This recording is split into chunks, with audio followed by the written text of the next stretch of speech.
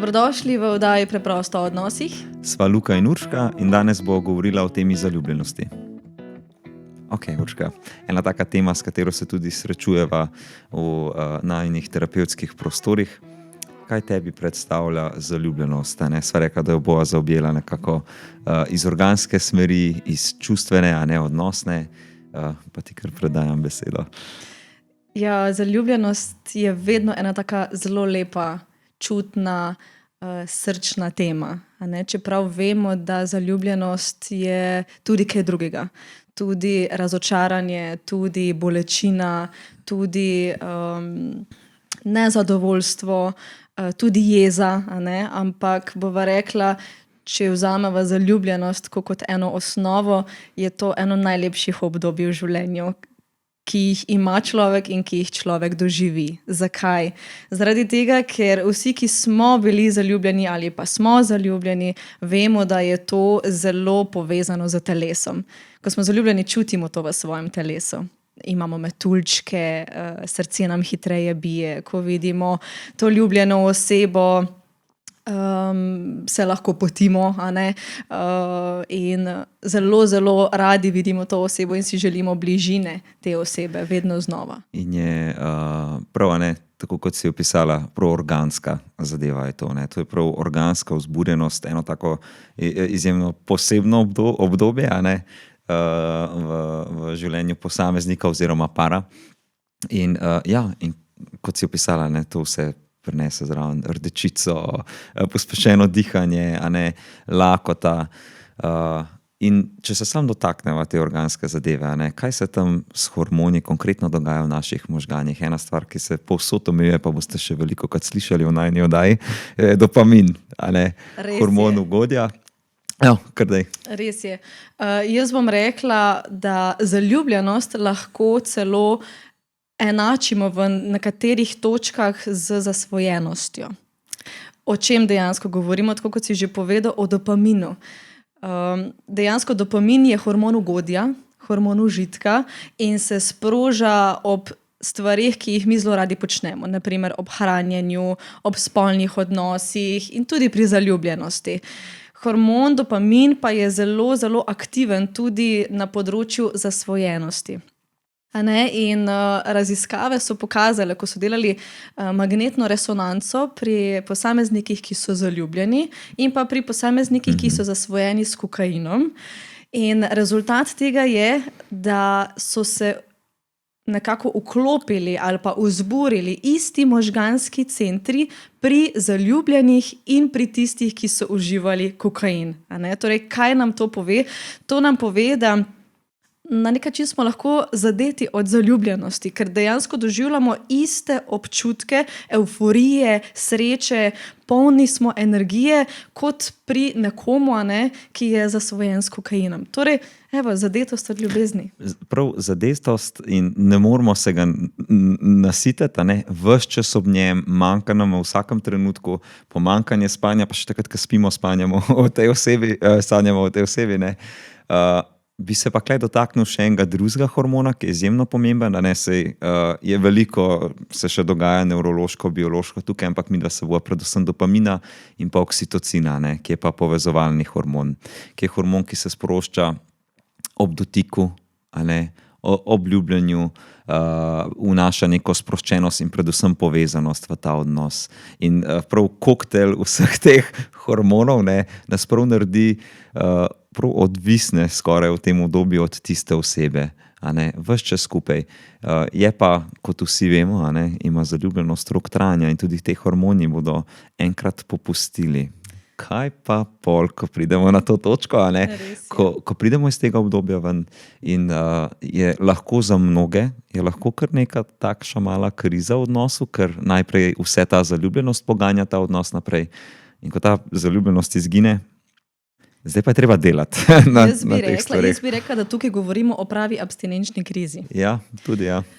Ko zaljubljenost mine, torej ko se ti hormoni umirijo v našem telesu. Ne? Zdaj, če smo prej rekli, ok, dopamin, oksitocin, vse je lepo, partnerja vidimo kot idealnega, kot enega princa ali pa princeso, zdaj, če malo pretiravam, ne vidimo nobenih napak. Nikakor ne. Vse delajo prav, mi smo tisti, ki se vedno lahko prilagodimo in nam ni problem se prilagoditi partnerjevim željam.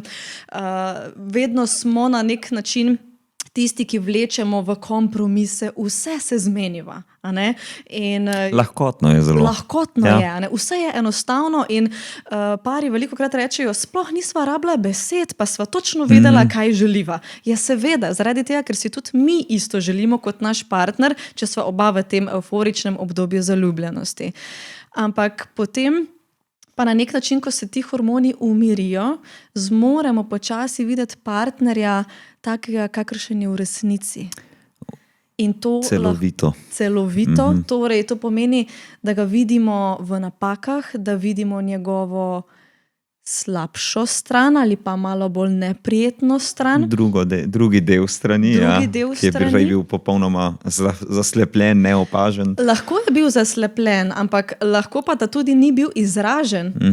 Zato, ker vsi, ko smo zaljubljeni, imamo čisto neke druge prioritete, želimo si čisto enih drugih stvari, zelo podobnih s partnerjem in ta mogoče malo slabša stran ne more niti priti do izraza. Ja, v bistvu, si prav rekla, ko se ta zadeva umiri, potem pridejo še drugi vidiki naših osebnosti ven.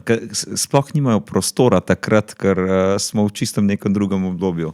Smo v enem transu, ampak potem, ko pa začne eden v paru, eden od posameznikov izražati svoje želje, izražati svoje mnenje, ki pa mogoče ni takšno, torej skladno, kot je bilo 2 meseca nazaj, pa to lahko drugo stran močno preseneti.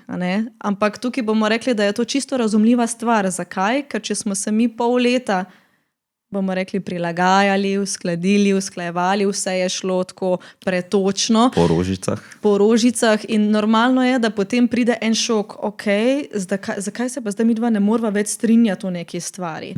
In potem dobimo občutek, kaj pa, če midva nisva za skupaj? In se ustrašimo tega. In ena zadeva, ki se bo pa prav lahko spustila v to, predvsem s tem se radi terapevti ukvarjamo, na katerih hranah sta se dva ujela in kako pogosto je, ko ravno stvar, ki je bila najbolj všeč partnerju, mu je zdaj najbolj na živce, ko nista več v tem obdobju zaljubljenosti. In kar naenkrat zadeve, lastnosti, značilnosti, ki jih ima naš partner, ki smo jih oboževali, kar naenkrat nam grejo na živce. In potem se mi počutimo, da je z nami nekaj narobe. Ker ne vemo, pa saj meni je to bilo všeč. Naprimer, meni je bila všeč na začetku njegova umirjenost, da ni bil siljiv, da je sledil meni, da ni izražal čustev na nek divji način. In potem pa začnem dejansko prezirati. In včasih klienti prav prezirajo te lastnosti, pa ne govorimo zdaj o nekem sovražnem preziru, ampak prav dobijo odpor do teh lastnosti. In tako kot si zelo dobro omenil. Prav na živce jim gre, po domače. Tako, prav na živce si gresta, dva. In tukaj lahko res pridejo upravičeno ta vprašanja, a sva midva sploh za skupaj, kje sva se zgrešila, kaj sva spregledala, a sva bila res samo tako zaslepljena in zdaj pa dejansko se bo vse naenkrat ustavilo. In če se navežem na to, kar si omenil, zakaj dva sploh prideta skupaj? Skupaj prideta dejansko dva z nekim namenom. In tukaj govorimo o eni valentnosti, torej privlačnosti.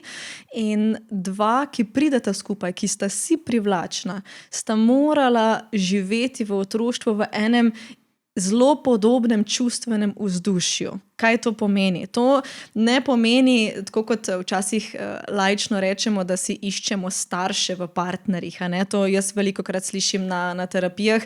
Ja, iščem si svojega očeta ali pa iščem svojo mamo. Ne gre za to. Gre za to, v kakšnem čustvenem vzdušju smo mi živeli. Zdaj, naprimer, če imamo enega moškega, ki je živel v vzdušju enega strahu, Torej, bilo je veliko nasilja doma pri njih, alkohol, oče je recimo fizično bil nasilen do mame, bil je nepredvidljiv in tega moškega je kot otroka bilo neizmerno strah. Torej, tukaj lahko govorimo, da je ta moški odraščal v enem vzdušju strahu.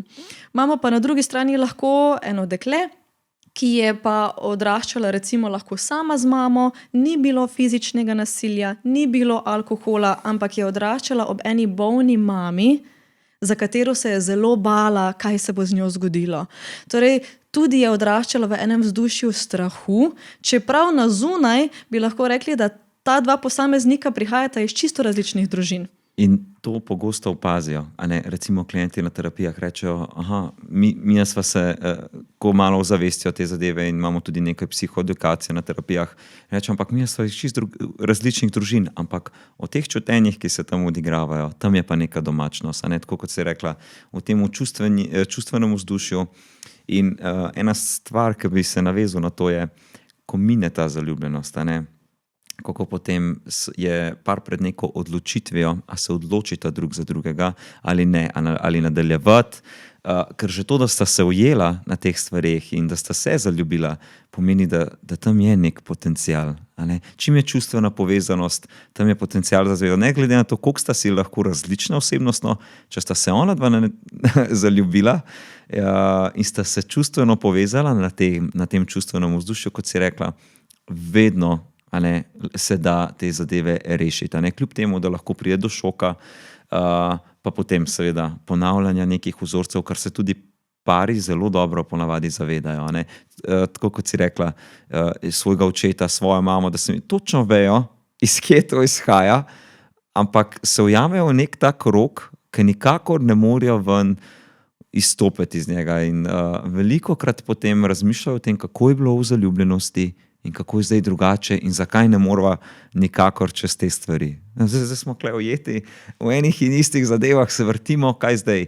In v teh trenutkih, ko pridejo na terapijo, pridejo po to, da se te zadeve razreši in da se končno konča ta krog in da spoznajo, kaj se nevrološko, biološko dogaja z njimi. Ta del je izjemno pomemben, da vejo, da je to normalno, kot si rekla, Tako. da je lahko neka krivda, je z mano nekaj narobe. V bistvu je normalno to. To je vse normalno in tukaj bi jaz rekla, zakaj se ravno dva privlačita.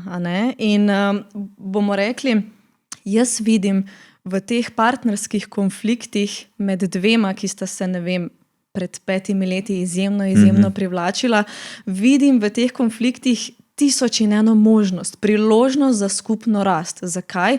Zaradi tega, ker ena ženska lahko točno z tem partnerjem, ki jo je pritegnil, ki jo je privlačil, razreši svoje nezavedne notranje konflikte, ki so se začeli dejansko v otroštvu. Torej samo z tem človekom, torej s katerim je zdaj, ima možnost prerast oziroma odpreti in zakrpati te rane.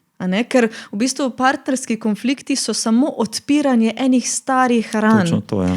In recimo, ne gre za to, zakaj nekdo ni pomil posode. Ko partnerji pridejo na terapijo in žena reče, moj mož pa nikoli ne pomije posode. In potem imamo občutek, a zdaj zaradi posode smo prišli na terapijo. Ne, nismo prišli zaradi tega. Nikakor ne. Prišli smo zaradi tega, kako se ta ženska počuti zaradi tega, ker ta njen moški nikoli ne pomije posode in se lahko počuti z njegove strani, da ne šteje, da je on ne spoštuje, da je on ne sprejema. Da je neslišana, da tam ni mesta za njo, da on vedno zavzame to mesto in vse to. In jaz vedno rečem, to je samo ena tema. Samo ena tema, ko v bistvu nima veze s posodo. Ima vse s to čustveno dinamiko in vzdušje. In vedno ob teh bolečih stvarih se potem pari pogosto spomnijo, kako pa je bilo on v preteklosti toliko, me je slišal ali pa me je slišala in se bila povezana in sem lahko bil ranljiv ob njej, če tukaj izhajam iz kakih moških klientov in potem to kar naenkrat zgine in kar pride ta neka sprememba. In je zelo pomembno, da si dajo prostor, za te stvari in ozavestiti vsa ta čutenja. Zdaj, zgleda, kot da sva iz zaljubljenosti čisto drugačna, ampak sploh ne. To je vse izjemno pomembno in zaljubljenost še lahko pride v odnosu. A ne? In ravno to sem te hotela vprašati. Je možno v partnerskem odnosu, ne vem, ki traja 3 leta, 4 leta, 5 let, zaljubljenost kot tako, o kateri sva prej govorila, obuditi? Jaz bi rekel še več, 10, 20 let, a ne, še več.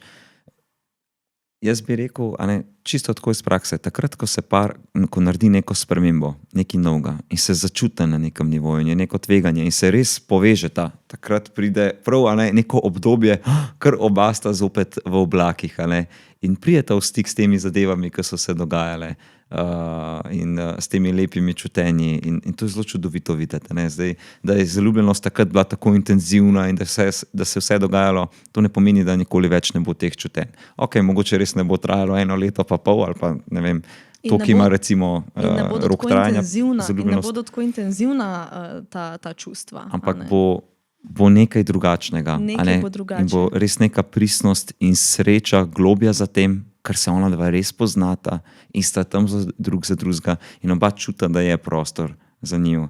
In to je nekaj, kar je tako čudovito, ne, mislim. Neprecenljivo. Ja, res neprecenljivo. Torej vidimo, da zaljubljenost je en začetek nečesa.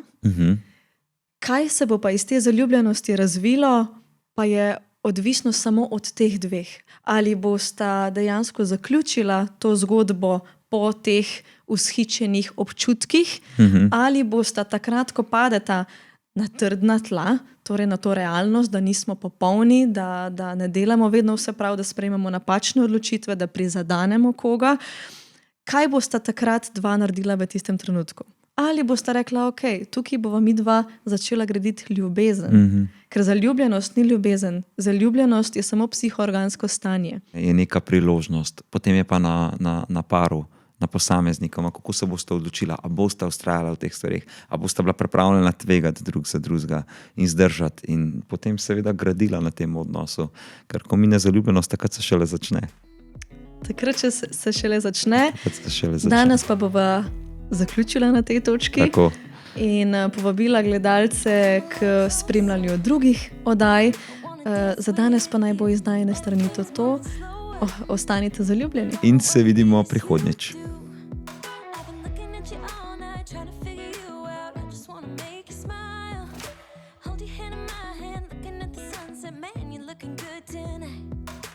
I wanna kiss you.